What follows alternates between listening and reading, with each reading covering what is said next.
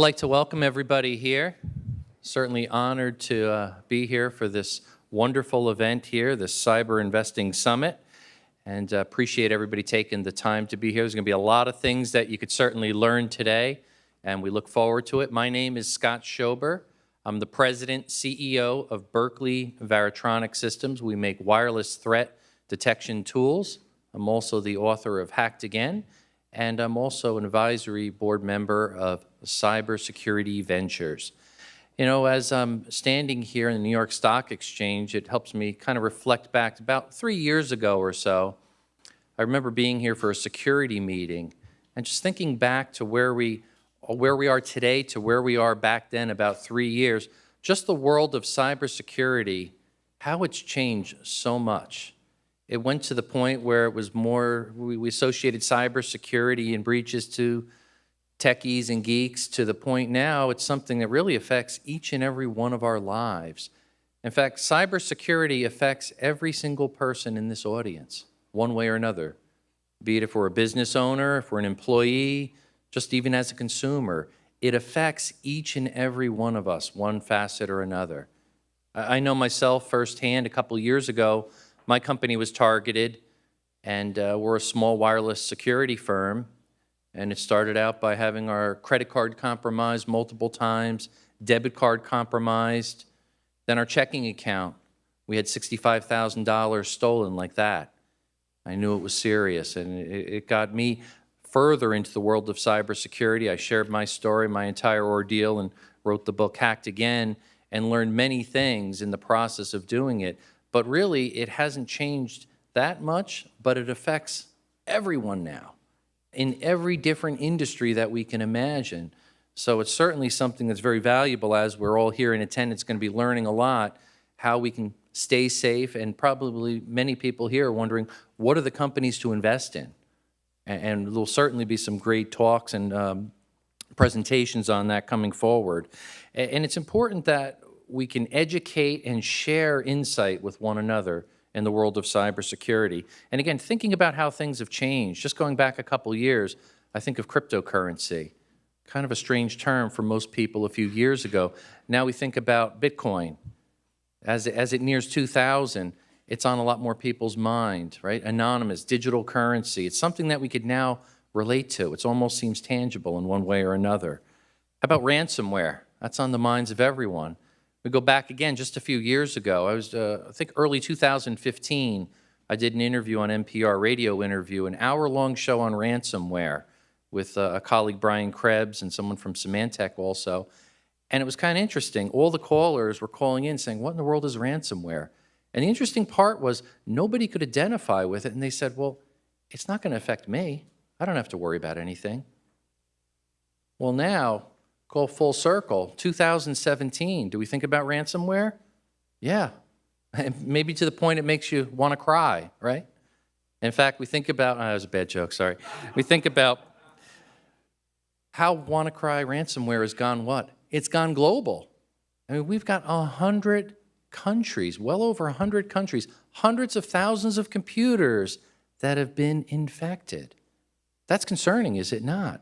And it's only going to get worse. And where did it come from? That's the part that's a little interesting. We're used to more traditional ransomware, you know, the spam email that comes in, phishing attack luring you where you click on an attachment or a pop-up that comes in. Not with this case. This was really derivative that came from what? NSA hacking tools, right? And how it was auto out there through the worm. A little bit more concerning how it affects all of us. So it's something that we all want to think about. And interesting that a 22-year-old researcher was able to kind of accidentally stumble upon a kill switch to stop it too. Very interesting. So where's ransomware going to go from here? We will certainly see. It'll be exciting. Well, that's a threat now that we all have to contend with. But that's not alone. We think about what? Identity theft, social engineering, right? Very powerful. Phishing attacks, insider threats, DDoS attacks, IoT. There's so many different forms of cybersecurity that crisscross into so many different industries.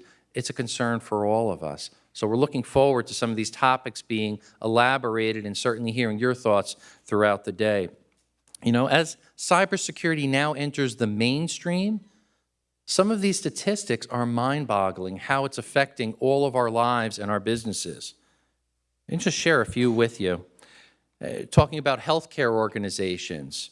Ransomware attacks on healthcare organizations are predicted to quadruple by 2020. And these are some stats that Cybersecurity Ventures is sharing. Cybercrime damages are expected to cost the world $6 trillion annually.